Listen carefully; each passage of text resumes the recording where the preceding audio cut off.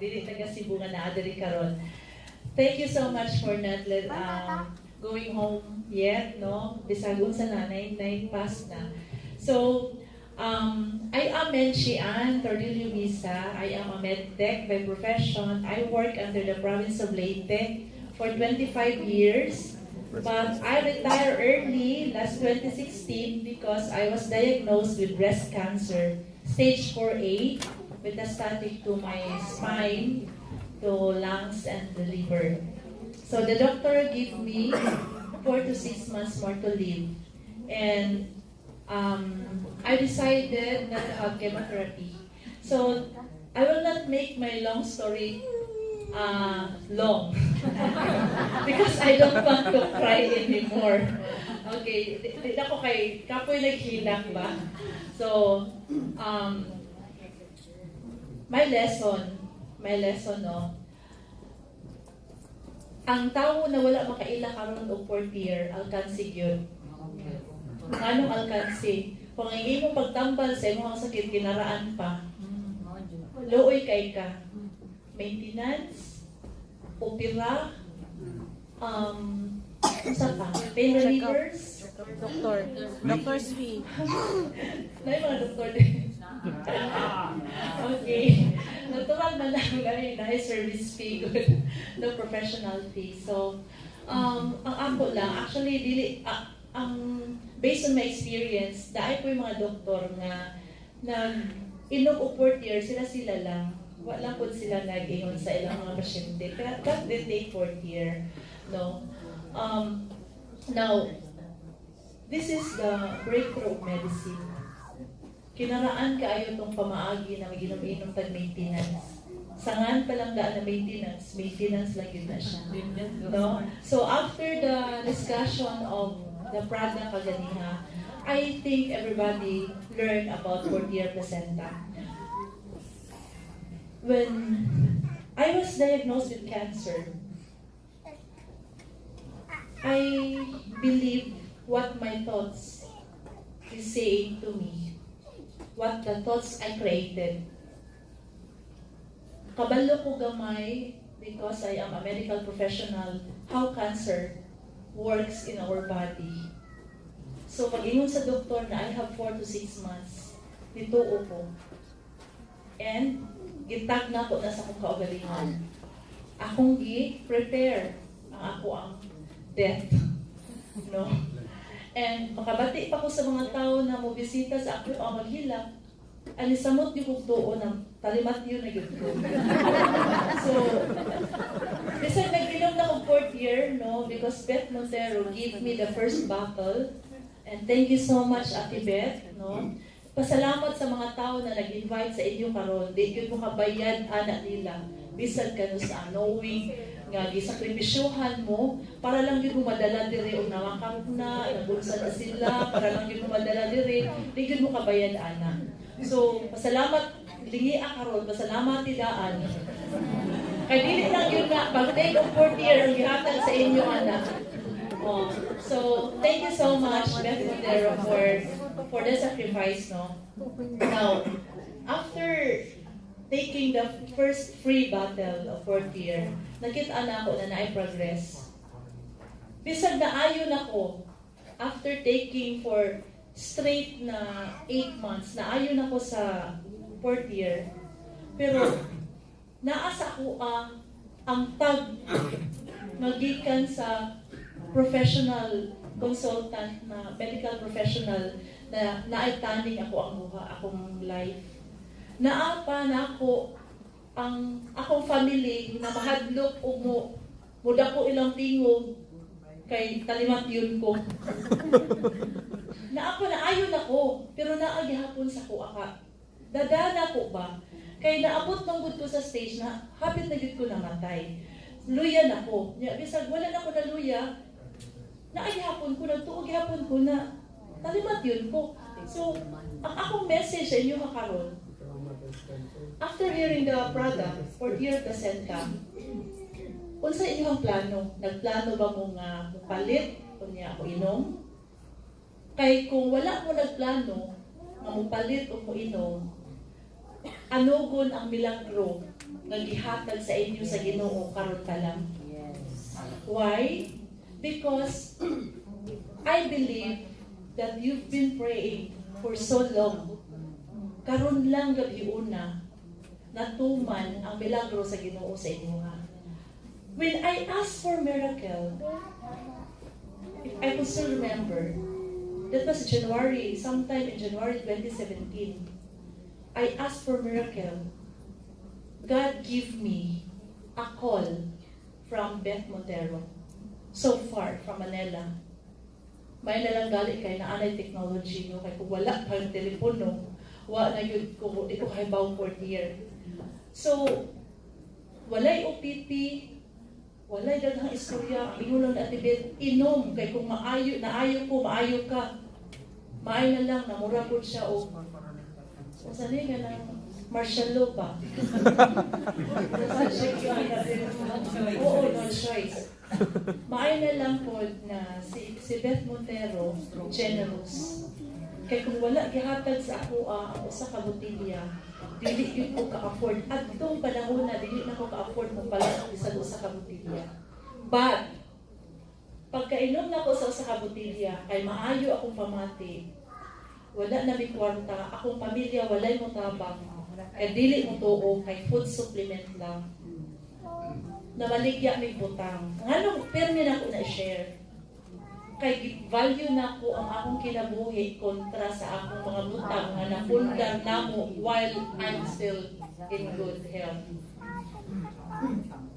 Sad to know, while doing this advocacy, there are people na dili makadecide sa ilang kaugalingon. Ambot diri sa audience karon kung kinsa pud silang dili makadecide sa ilang kaugalingon.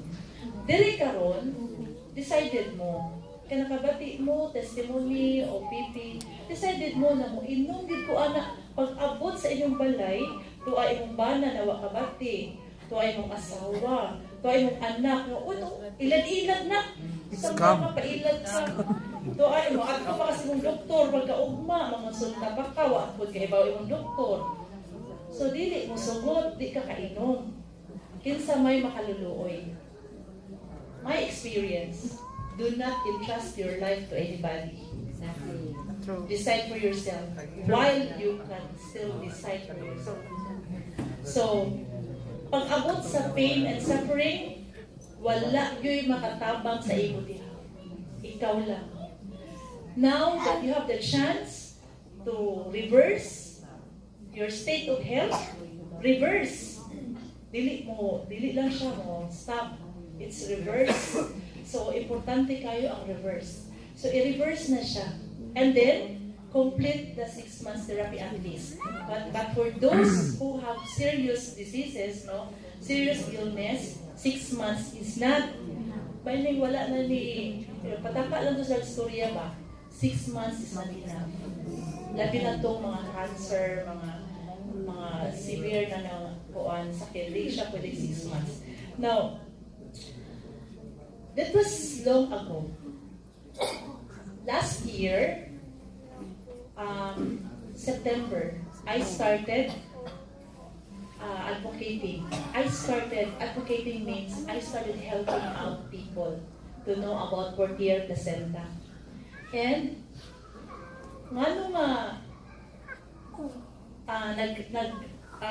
tabang ko sa ubang tao, tungod kay nag-drain ko. Portier Placenta can help you improve your physical body, but can drain your bank accounts. Mag-drain yun mo tinuod. I can still remember, last June, when Beth Montero asked me to be in Davao to share my testimony. I'm not used to share my testimony because I don't want to share my testimony. But she asked me to be in Davao to share my testimony. I just came from the hospital because I was 3 months bedridden in the hospital. Nagpirig-pirig pa ko. Health-wise, dili ko pwede maanto. But Pag ingon ni Beth Montero, tagaan na po ito sa kabutilya na 4 years. Iapas ko na, katawa lang mo, pero lisod kayo ako kabutang. Musakay mo Leyte, padulong Cebu, nya Cebu to Davao na nag-aeroplano, lisod kayo akong kabutang, giagak-agak ko. Pero giapas ko na ko sa kabutilya ng 4 years. Pag abot dito, ani man gihapon, murag tulo ka steps. Giagak pag ko kay pag dili ta kalakaw no. Makalakaw lang ako flat pero dili ka makasaka. Oo, so kinahanglan ko siya naon di anak pag ko. Ingon po sa kay mutuo ba kami sila sa ako nga nagpirig pa man ko dili. Ani mo ni pagalibat ko si Beth Montero niya. Gaapas ko dito sa usa ka botelya na 4th year. So mo ako that was maybe last June. Not so long ago. I started September last year. But God blessed me so much. After sharing the product, after helping people, after telling my whole story, letting my pride, it was pride actually, na akong di ko gusto no, letting my pride shut off. So, erase na ko siya. September, October, because I have no product last year. September, October, I experienced to receive my product only on the last month that I became Pabo. I became Pabo last year. So September, October, November. November, I was able also to give bottle of free 4th year to those who really cannot afford. Now, I realized, before my cancer, I am being devalued by the Philippine government. I am being devalued by my profession. Why?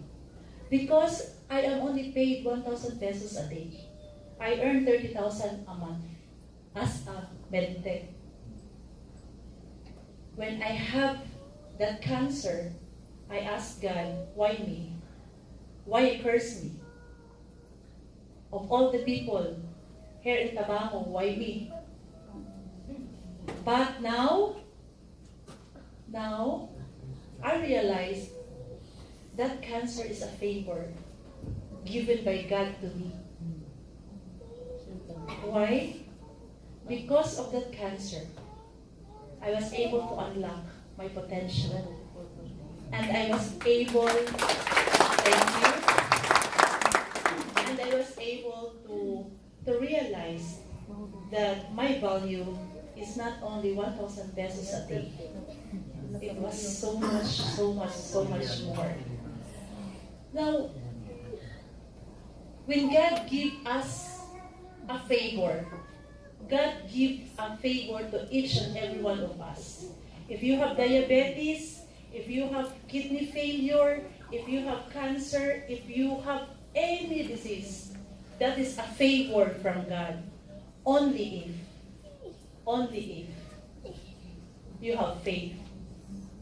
Only if you don't complain. Do not complain. Only if you know how to express your faith. Do we have faith from God? Yes, we have faith. But do you know how to express that faith so that that faith will reach to God and God can make a miracle on you? That's the next question. I do not know where did I get these things that I am talking. But I do not know this for so long that I was born, I worked. I do not know what is faith all about. But after my cancer, I know I have something that I can teach, I can coach. Faith is not faith, not unless you know how to release it. And it will reach to God. When it will reach to God, then God can perform miracle in you. So from now on, start talking to yourself. Thanks for the favor that God has given to you. Thank you for that diabetes. Thank you for that cancer. Thank you for that stroke. Thank you for the kidney disease. Thank you for that arthritis. Thank you for everything. Never complain. Just work here. Why? If you just heard here, if you just know the CEO of Railway International, Mr. Lim. Mr. Lim is like Jesus Christ, the living Jesus Christ. The heart of Mr. Lim is so generous. I was one of the participants in Thailand last week. The first time that I hear Mr. Lim doing as a conductor of the event from 8 a.m. to 8 p.m. Why? Why he is doing that? There are many general managers that can do the job. But why? Diba? Bakit CEO talaga? Pwede niya hindi gawin yun. When a person talks in front and you understand what he's talking, you can dissect what's the heart of that person. Now, there are only 3 realizations that I was able to understand what Dr. Lim wants to point out. First, do not worry about the product. The company invested on the research and development of Portier placenta. So do not memorize the ingredients anymore. Just tell your story, and then after telling the story, bring that prospect to a big event. Second, Dr. Lim said, I don't need much money for myself. I don't need much money for myself. I've been also an employer before because we have 2 branches of Julius Basia. More or less, we have 35 employees. I have no plan na ang tindira madato na. Wala ko ko'y plano na ang baker madato po. But Dr. Lee, Mr. Lee, has a different plan for each and every associate who will trust the company. Believe me, Dr. Lee is not an ordinary person. Now, the third, Dr. Lee, Mr. Lee said, if you compromise, I compromise. That means, if you want to change your lifestyle, the company will support you. And I cannot say, I cannot measure how much that statement is being lived, being unsa ni siya, giunsa na pag ingon ni Dr. Lim na tinuod niyang storya, unless you can try. Try to rank up. Try to change lifestyle. Railway is the fastest way to reach our dreams. Only if you have your dream. Lastly, this is already my advocacy. My advocacy is this. I will never allow, I will do anything that nobody will expire from dengue. Luoy kaayo ng mga bata na mag-expire og dengue lang. Please, help advocate, help educate people outside railway because they do not know that there is Portier placenta who can help. Maybe time will come, maybe 3 years, because I will not stop. Maybe 3 years from now, I will be successful in my advocacy because I will never stop developing, helping people. If you are for the person who are in black business attire, black coat, this is for you. If you really are a true advocate, my challenge is this: do not just be a simple advocate. Be an advocate who helps develop people. It's the hardest thing to do, but it's the highest achievement you can have in Railway. If you're able to develop people, to empower people, to let them become a leader.